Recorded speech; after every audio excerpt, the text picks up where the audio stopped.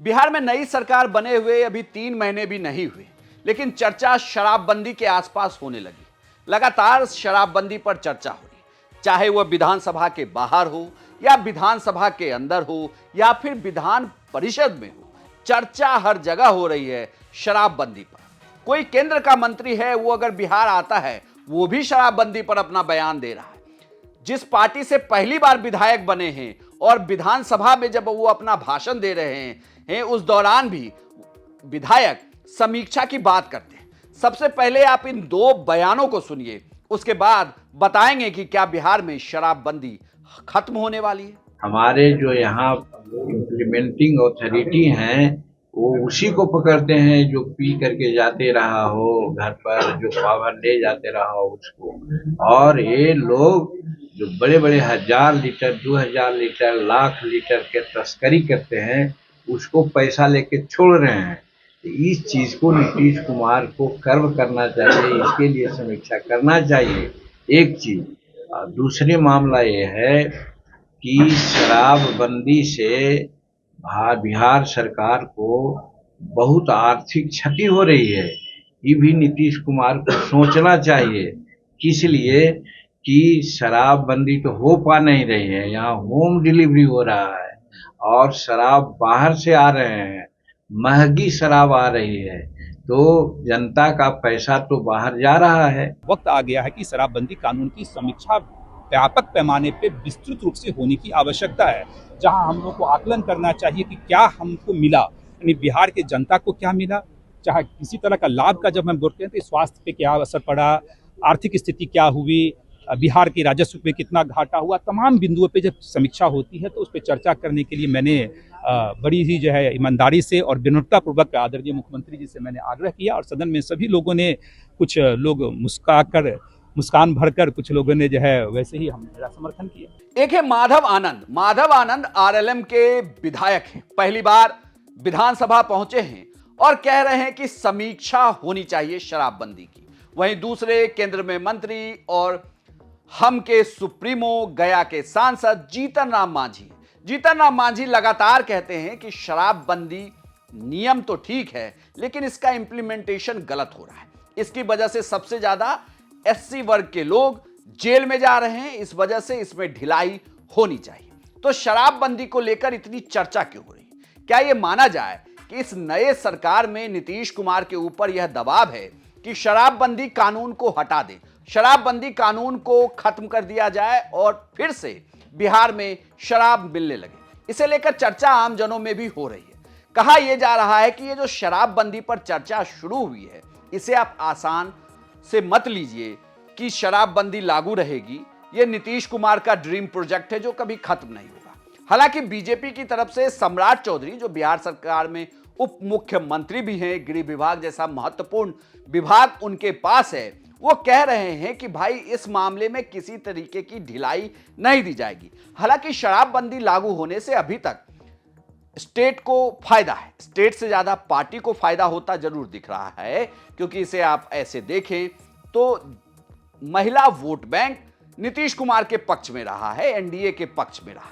हालांकि अब जब आवाज उठी है तो यह पहली आवाज भी एनडीए के ही एक सहयोगी दल उपेंद्र कुशवाहा की पार्टी की तरफ से उठी, जो माधव आनंद ने समीक्षा की मांग कर ली, और दूसरी आवाज भी एनडीए के ही सहयोगी दल हम के तरफ से उठी और उन्होंने भी मांग कर ली कि भाई शराबबंदी पर एक बार सोच विचार होना चाहिए। शराबबंदी को लागू हुए 10 साल होने को आए और इन 10 सालों में शराबबंदी का एक अपना आंकड़ा है, जिसे अशोक चौधरी, जो बिहार सरकार में मंत्री हैं, ने खुद विधान परिषद में बताया है। सभापति महोदय, जो माननीय सदस्यों ने अपनी चिंता व्यक्त की है, ये आज के समय का मौजूद एकदम सवाल है, प्रश्न है। और ऐसा नहीं है कि सरकार इसके ऊपर संवेदनशील नहीं है, सरकार भी पूरी तरह से संवेदनशील है। और माननीय सदस्य ने जिस बात का उल्लेख किया है, उसकी मैंने अपने जवाब में भी उसकी चर्चा की है कि अभी तक उत्तर प्रदेश के सीमा पर 23, पश्चिम बंगाल के सीमा पर 8, झारखंड के सीमा पर 19 एवं नेपाल के सीमा पर 17 चेकपोस्ट कार्यरत हैं।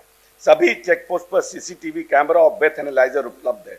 विभाग में कुल 12, उसके अलावा नेपाल सीमा पर एसएसबी के सहयोग से जांच कर छापामारी अभियान चलाया जा रहा है। इस क्रम में 2016 से लेकर अभी तक 31/12/25 तक 10 लाख केस दर्ज किए गए हैं। 4.5 करोड़ की शराब जब्त की गई है। साथ ही साथ 16 लाख लोगों की गिरफ्तारी की गई है। 1.60 लाख वाहनों को जब्त किया गया है। इसी के तहत 2016 से 25 में 15,800 किलोग्राम गांजा, लगभग 240 किलोग्राम अफीम, 350 किलो चरस और लगभग 40,000 लीटर कफ सिरप जब्त किया गया है। सरकार संवेदनशील है। हम लोग भविष्य में भी जो इन बातों की चर्चा माननीय सदस्यों ने किया है उस पर हम लोग और सघन काम शुरू करेंगे कि हमारा समाज के साथ साथ हमारी पुलिस व्यवस्था और केंद्र और बिहार सरकार दोनों मिलकर के ड्रग्स के खिलाफ एक मजबूत अभियान बिहार में चलाएं। आंकड़े बहुत कुछ कहते हैं। आंकड़े यह तो बताते हैं कि बिहार में शराबबंदी कानून की वजह से लाखों लोग जेल में गए। अब आप सोचिए कि एक ऐसा कानून जिससे स्टेट को फाइनेंस का भी नुकसान हुआ, उसके लोग भी जेल में गए और इस कानून को लागू करने के लिए हजारों करोड़ रुपए सालों साल तक खर्च किए गए। लेकिन अब यह दबाव क्यों है कि शराबबंदी कानून हटा देनी चाहिए?